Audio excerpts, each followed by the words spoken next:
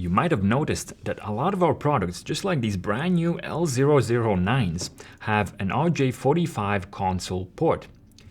Even if you completely mess up your configuration and the router is rendered inaccessible, you could probably still use the console port to log in and fix it.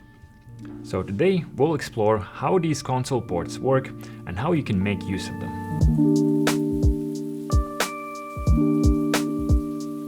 A typical way to make use of your console port would be through a patch cable. Simply plug one end into the console port and the other end into an adapter, either an RS232 adapter or a USB serial adapter, which allows you to connect directly to your computer. Now, if you have two routers with RJ45 console ports, you can actually use them to access one another. However, if you were to plug in the patch cable, you'd find that it doesn't work. This is because Ethernet cables use a very peculiar pinout, the 568A and 568B standards. Historically, you'd have the A variant at one end and the B variant at the other end. That was called a crossover cable, and it essentially swaps the transmit and receive pins places. Nowadays, devices are smart enough to be able to simply swap the TX-RX functionality of their pins as needed. So most patch cables will have the A variant or the B variant at both ends, and the cables are known as straight through cables because all the wires just run straight through. So what about the serial cable?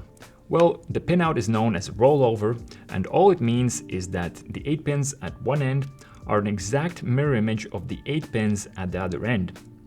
And we can actually make one ourselves if we have an Ethernet cable, a crimper tool, and RJ45 connectors. Now, RouterS can actually get away with just 3 of the 8 pins, but we're going to use all 8 pins so that it's a proper rollover cable that can be used for other console ports as well.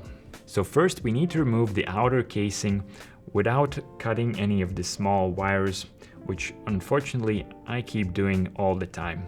And then we want to cut the middle core that we no longer need.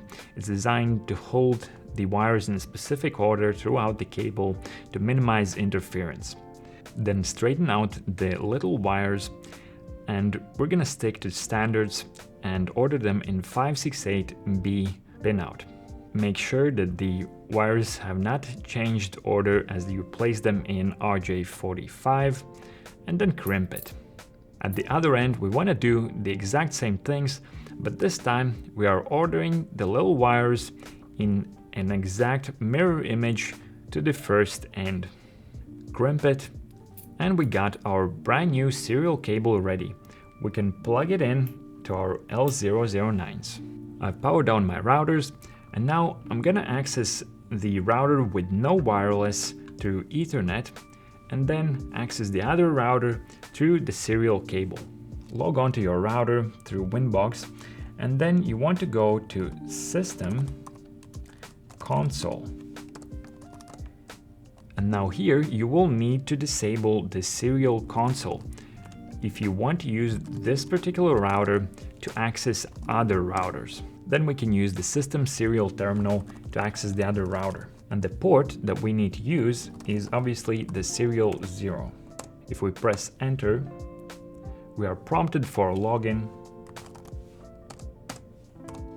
And now let's check what kind of router is this. And as you can see, we have logged into our L009 wireless version through our console port. No other ports are used. It was as simple as that. If you enjoyed this type of content, make sure to like this video and subscribe to our YouTube channel. Thank you for watching.